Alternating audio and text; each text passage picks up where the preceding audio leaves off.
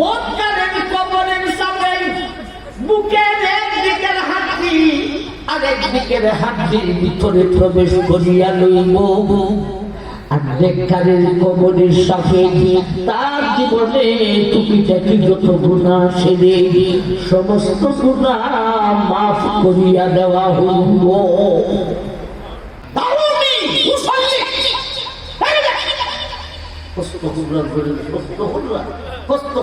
সময় হয়েছে না, আমি আসলে ঘুম থেকে জীবন নাই, আমি আছি আমার হাজি কেমনে ভাইতাম কুতু কেমনে করতাম তুই শুনলে হতে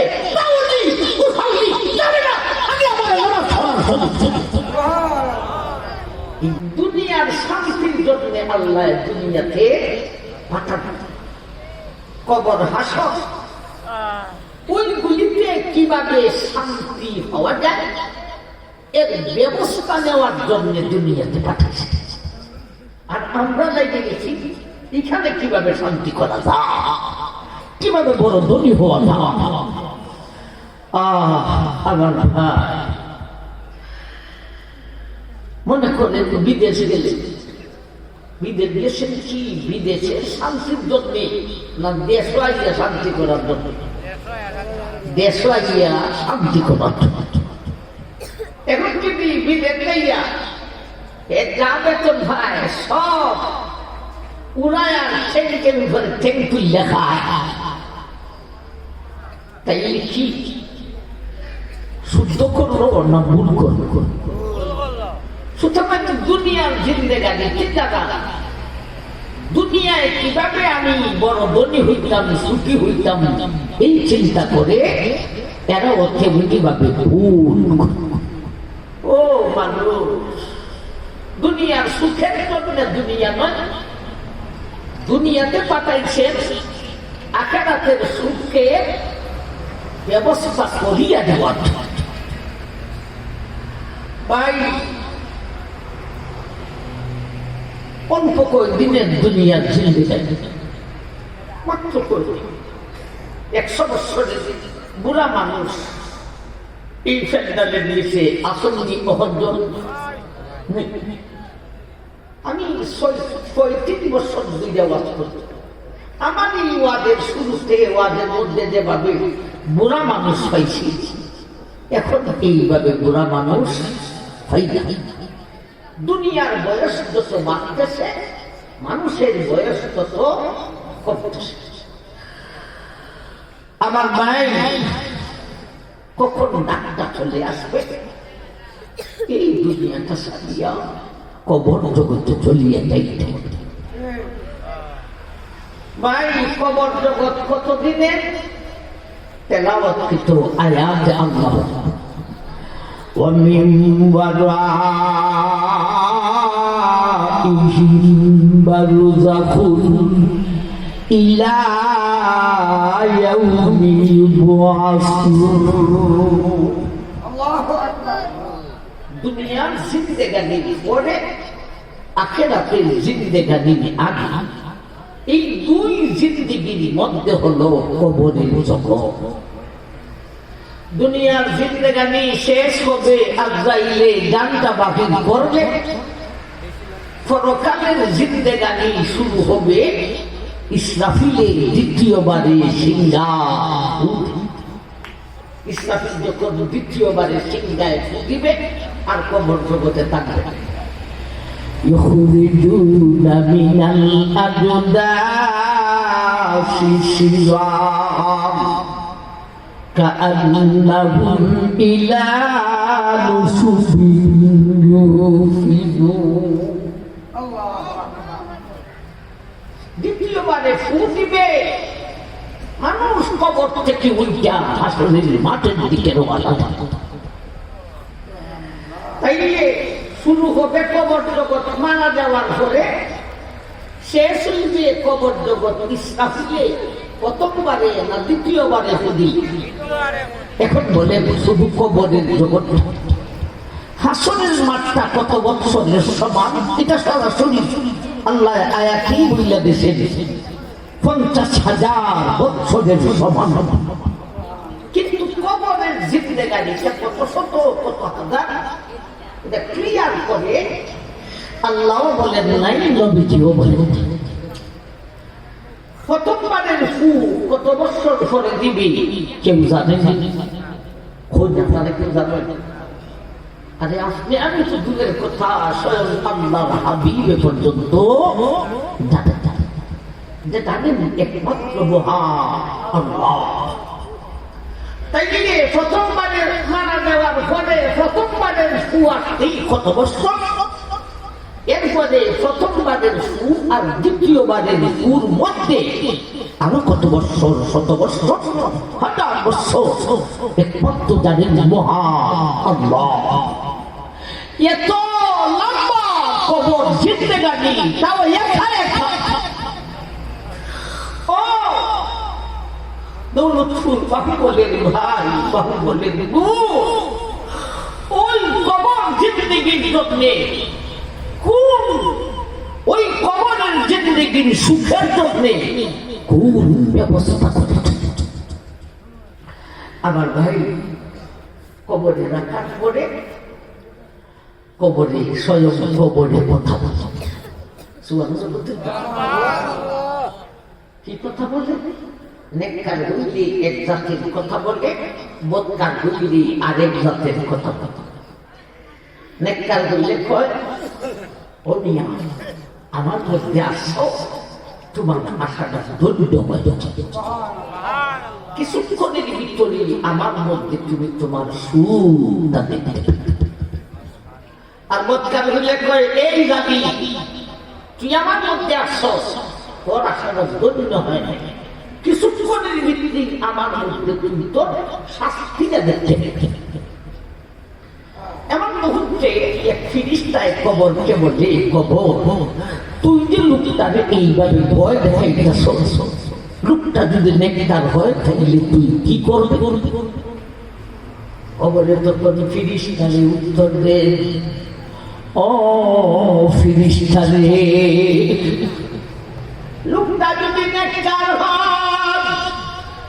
আমি বাবার মুহূর্তের ভিতরে জান্নাতের বাগান বনিয়া যাইব। লোকটা যদি বদকার হয় রে, আমি কবর মুহূর্তের ভিতরে জাহান্নামের গাড়া বনিয়া যাইব। নেককার বদকার বুঝেন, পাঁচ ওয়াক্ত নামাজ পড়ে না, হে নেককার না বদকার? উত্তর দিন। রমজানের ফরজ রোজা আদায় করে না, নেককার না বদকার?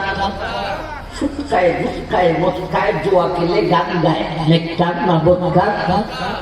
বেটি হেড দেখাইয়া ভিড় দেখাইয়া রাস্তায় গাড়ে ঘুরে মাইনা কুতুমি না বেটা পাগল করতে চায়, বেটা বেটির সেখান দেখিয়া পাগল হইয়া যায়।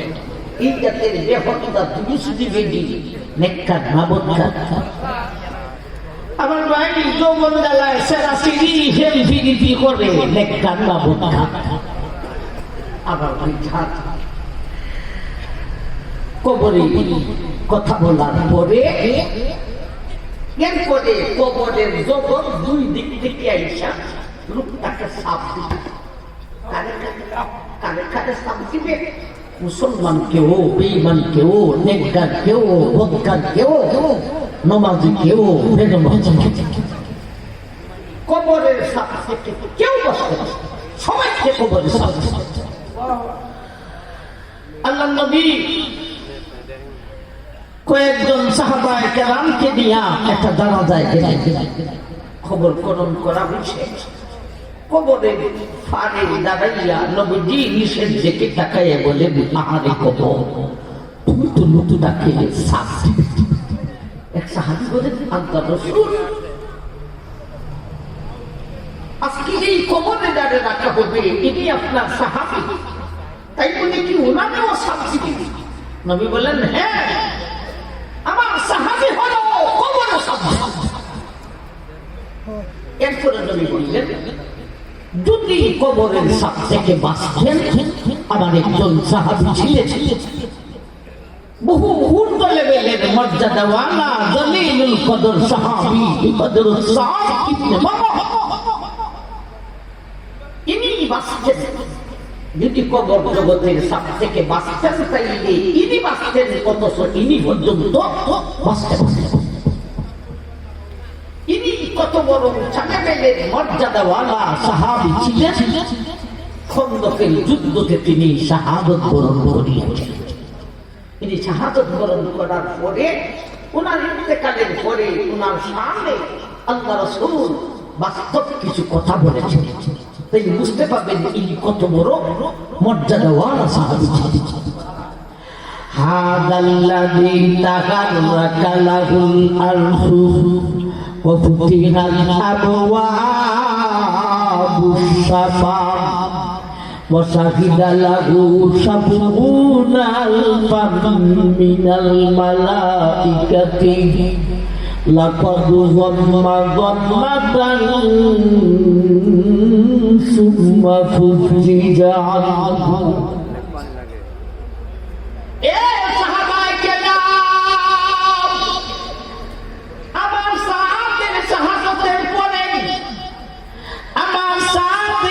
কালের পরে আমার সাথে ফাইয়া আল্লাহর আরশ পর্যন্ত খুশিতে নাচতেছিল।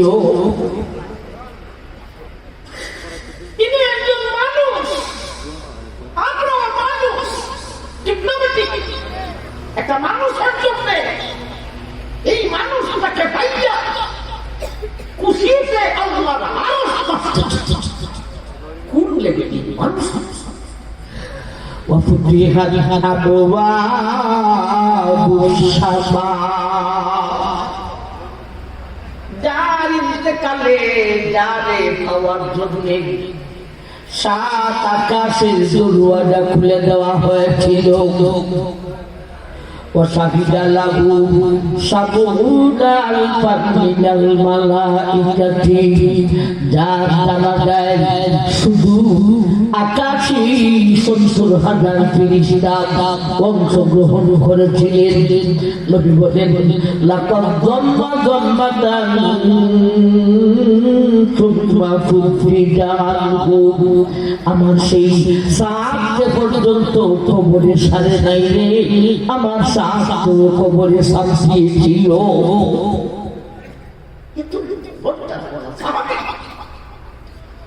এই ওয়াজ যখন আম্মা আয়েশা রাদিয়াল্লাহু তাআলা আনহা নবীজি থেকে শুনলেন, আম্মা সাথে সাথে নবীজিকে প্রশ্ন করলেন, আল্লাহ রাসূল সবাই কবরে সাজিবে, মুসলমান, বেঈমান, নমাজি, বেনমাজি, নেককার, বদকার, সবাই বললেন হ্যাঁ সবাই। কোথায় আল্লাহ নবী ইমানের লাভ কি, সবই সমান, নামাজ পড়লে লাভ কি, নেককার হইয়া লাভ কি, সবাই তো সমান। আমি বললেন আয়েশা গো, কবরের জগতে সবাইকে সাজিবে, তবে সমান নয়। নেককারের কবরের সাপ আর বদকারের কবরের সাথে আকাশ পাতালের চাইতে আরো বেশি ব্যবধান। এখন ভুল কথা ঠিক না বেটি? এক জাত না বেশব উত্তর দেন কি ব্যবধান? নবী বললেন আয়েশা, নেককারের কবরের সাপটা কেমন? ধরো একটা মানুষের মাথা ব্যথা করে, আরেকজনে তার মাথাটা চিন্তা দেয়, নেককারের কবরের সাপটা হলো সেই রকম। ও আয়েশা, বদকারের কবরের সাপটা কেমন জানো নি? একটা ডিমের উপর বাড়ি পাথর রাইখা দিলে ডিমটার এই অবস্থা,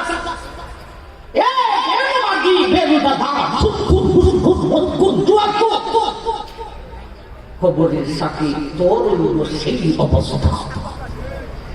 সমান না ব্যবধান? সামান্য ব্যবধান না আকাশ পাতালের চাইতে আরো। আবার আরো বলেছেন নবীজি, এ আয়েশা গো, ও আমার সাহাবায়ে কেরাম, বদকারের কবরের সাথে তার কবরটাকে সংকীর্ণ করিয়া দেওয়া হইব। নেককারের কবরের সাথে তার কবরটাকে প্রশস্ত করিয়া দেওয়া হইব। কতটুকু প্রশস্ত? নবী বলেন মামাদ্দা বাসারিহি, ও মানব, গ্রাম থেকে শহর থেকে বের হয়ে তুমি যদি মাদের দিকে তাকাও গো, তোমার চোখের দৃষ্টি যাইবে যতটুকু নেককারের কবরের সাথে তার কবরটাকে প্রশস্ত করিয়া দেওয়া হয় ততটুকু। সমান না অনেক বলেন এ আয়েশা এ সাহাবায়ে কেরাম, এ মানব, বুকের কবরের সাথে বুকের দিকের হাড্ডি আর দিকের হাড্ডির ভিতরে এইভাবে প্রবেশ করিয়া লইল। আর নেককারের কবরের সাথে, ও ভাই, নেককার হইলেও গুনাহ আছে না? আছে না?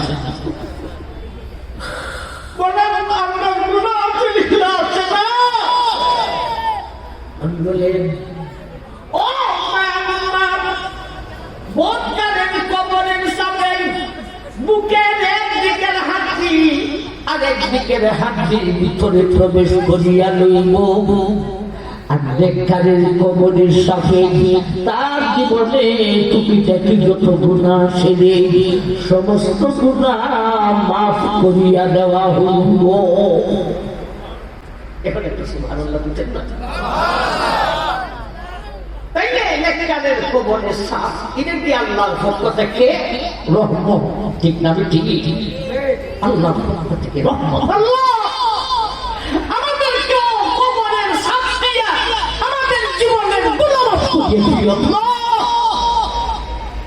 আবার ভাই এই সাফের পরে আইব সোয়াল জবাব। আমার ভাই জান, নেককারকে প্রশ্ন করার জন্য অনেকগুলি ব্যবস্থা থাকে। এই ব্যবস্থার আগে নেককারকে প্রশ্নকারী মানকিন নাকি দুই ফেরেশতা প্রশ্ন করার সুযোগই পাবে না। আর বদকারকে প্রশ্ন করার জন্য একটা ব্যবস্থা থাকে। নেককারকে প্রশ্ন করার জন্য কি কি ব্যবস্থা থাকবে? দুই একটা সুবিধে আমার ভাই।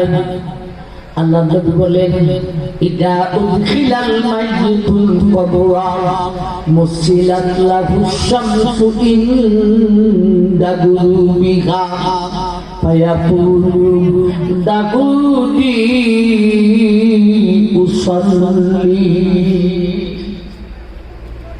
ও মানব, নেককারকে কবরে শ্বাস দেওয়ার পরে তার মনের মধ্যে একটা শান্তি আসবে, প্রশান্তি আসবে। যেই প্রশান্তিতে লোকটার ঘুমে ধরিয়া লইব। নেককারের কবরে শ্বাস দেওয়ার পরে এর মনে একটা শান্তি আসে, একটা বল দিয়ে। কি শান্তি? এখন আমাকে প্রস্তর গাছে নেওয়া হয় না, কবরে শ্বাস দিয়া আমার গুনাহ সব শেষ। তাইলে সোয়াল জবাবের গাছে তো আমার আর কোনো কঠিন অবস্থা হতো না। গুনাহ তো মাত্র কিছু। এই শান্তিতে লোকটার কোনো আল্লাহ আমাদের অবস্থা খবর জগতে কেমনি করিয়া দিল।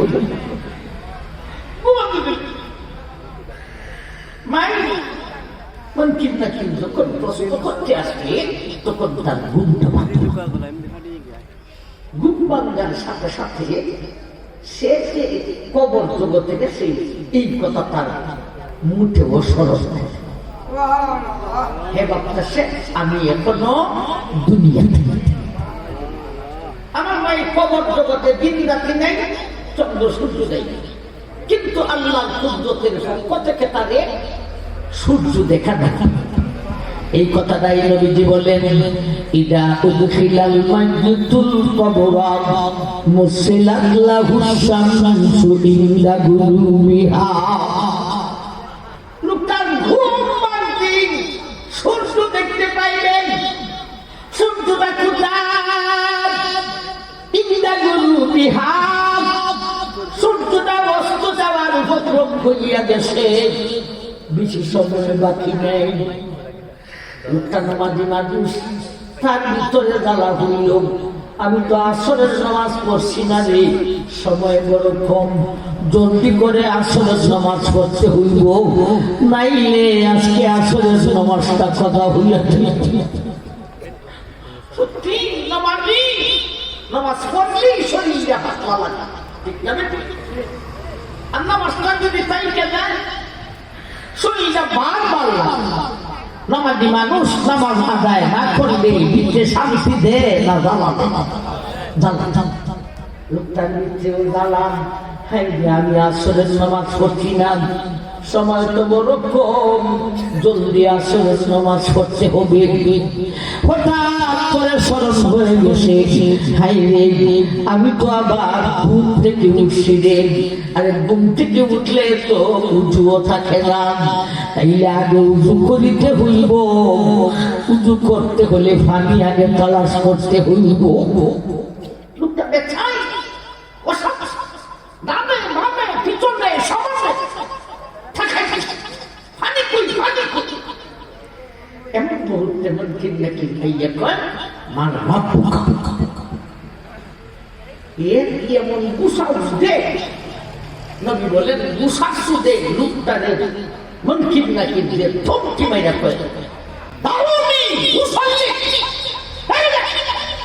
কষ্ট হুল্লা করে কষ্ট করার সময় হয়েছে না। এই মানে সত্যি সূর্য কই আমি আসলে নামাজ পড়ছি না বে, ঘুম থেকে সূর্য নাই, আমি আসি আমার গলায় হাজি কেমনে ভাইতাম, উজু কেমনে করতাম, তুই সূর্য মারা পুতা হতে দাওনি গুসালি জানি না আমি আমার নামাজ পড়ার সুবহানাল্লাহ। এই দুঃখী খাইয়া মন কিনা কি সাইজা ধরে ও বাবা, এটা কিসের পাওয়ার? আসক্তি নামাজের পাওয়ার। ও বাহুবলের বুন, ও বাহুবলের বাঘ, ও দৌলতপুরের মা, দৌলতপুরের বাবা, নামাজি ভাই নামাজি বুল, খুশি হও খুশি হও খুশি হও, আমাদের নামাজের একটা পাওয়ার আছে।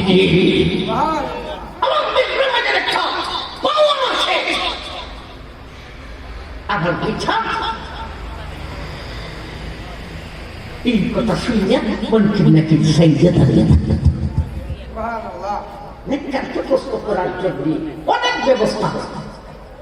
আরেকটা ব্যবস্থা হবে, যদি লোকটা তাহাজ্জুদ গুজার হয়ে দেয়, ওহুম কলিল, এরা সংখ্যায় বড়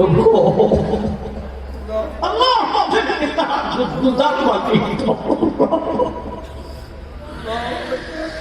কথায় কথা আসে, আল্লাহ নবী বলেছেন ও আমার উম্মতের পুরুষ, তাহাজ্জুদের নামাজে আল্লাহ তোমাদের যে কণ্ঠ দিয়েছেন সেই কণ্ঠটা সারিয়া জোরে জোরে তেলাওয়াত করিও।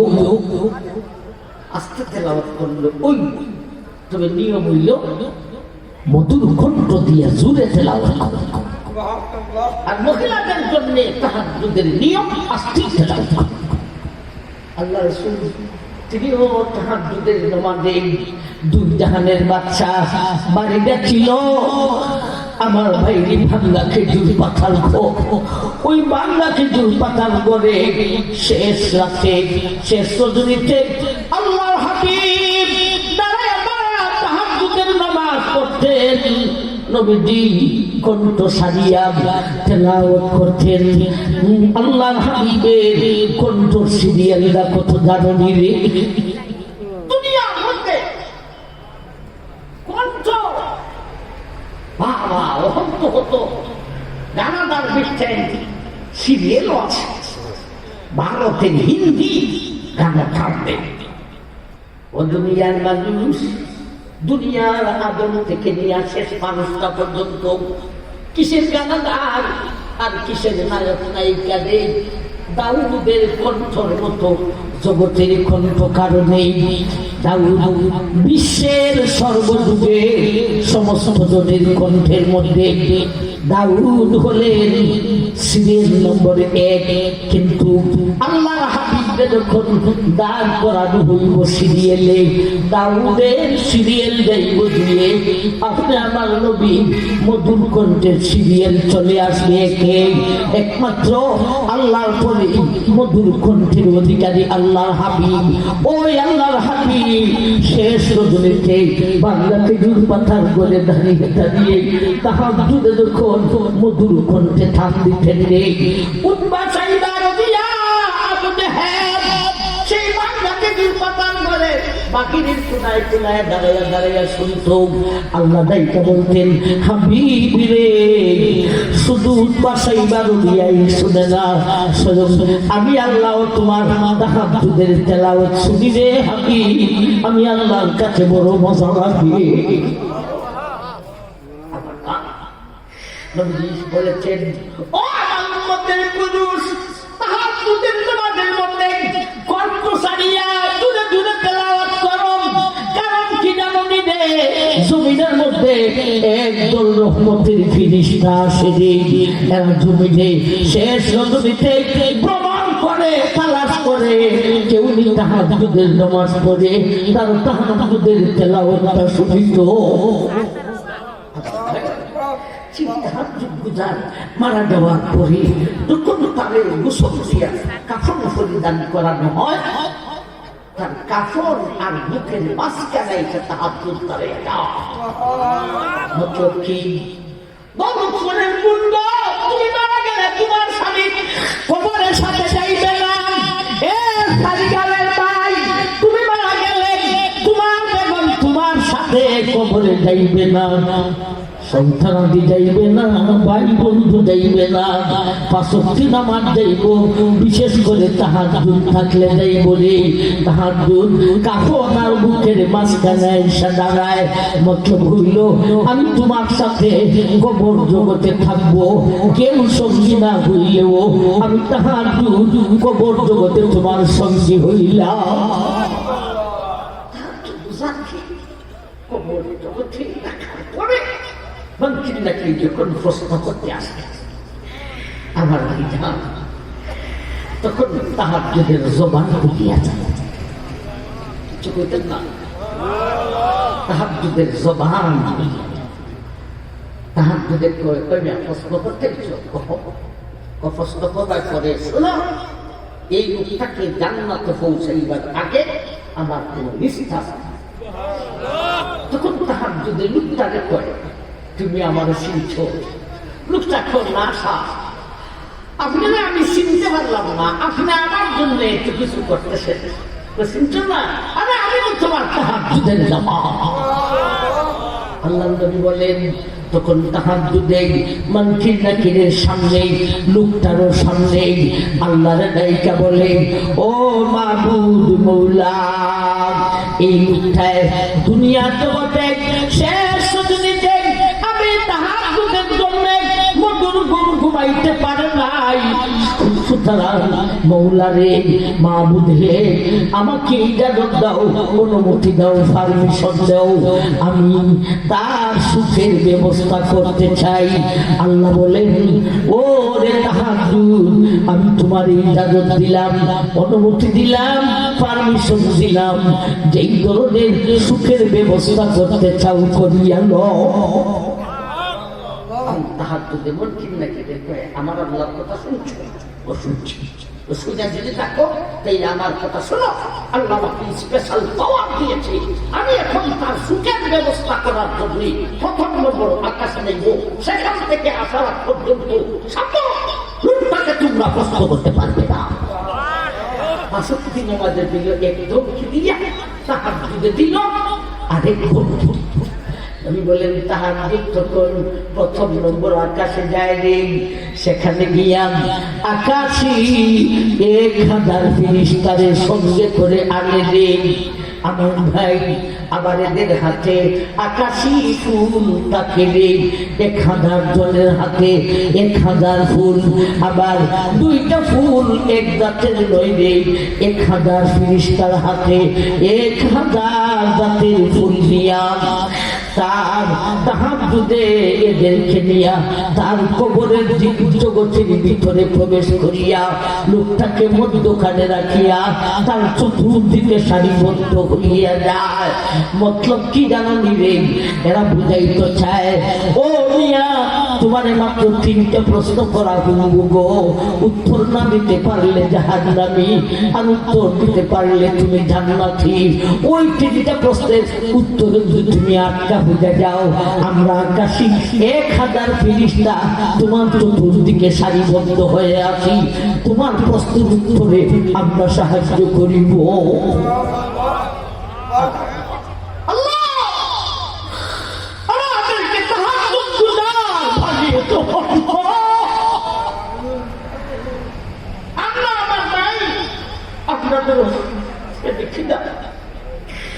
আমাকে কেমন থেকে ঘোষণা করার কেন আমি মানে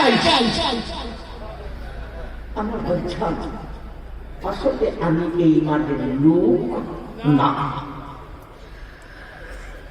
তবে আসলাম কেন, ডাক আছে, ইসলামের ডাক আছে। নাস্তিকরা মাথা উঁচা করে দাঁড়াইতেছে। এই দেশে নাস্তিকরা কোরআন অবমাননা করে, নবীর অবমাননা করে, আমরা সিল্লাসিল্লি করি বলবি না, কিন্তু সংসদে বৈশা যদি একটা আইন করা যাইত, আমার নবী 30 পারার কোরআনে অবমাননা যারা করবে এদের জন্য আইন করো, সংসদে বানাইয়া ফাঁসির কাছে ঝুলাও। সব শেষ হয়ে যাবে। আমার ভাই যান, আমরা রোড ঘাটের উন্নতি কইরা দেখাই।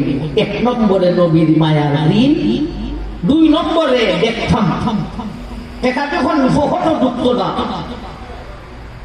ফটো ঢুকাই মনে আপনার কিতা ধারণা হয়। 3 বছর 2টা ওয়াজ কই দেয়া, তফসির কই দেয়া, মাদ্রাসা ছড়াই দিয়া জান্নাত হওয়ার কথা। আর এখন শেষ জীবনে এমপি হইয়া আর কদিন আছি হইল, সাইডের কাছাকাছি হয়ে গেছে, ওখান থেকে দুধ হয়ে যাওয়া এটা সম্ভব নয়। পকেটে যখন টাকা ঢুকবে না, তখন 2টা উপজেলা, 1টা গ্রামও বাকি থাকবে না, গাড়ি যাবে না। তো ভাই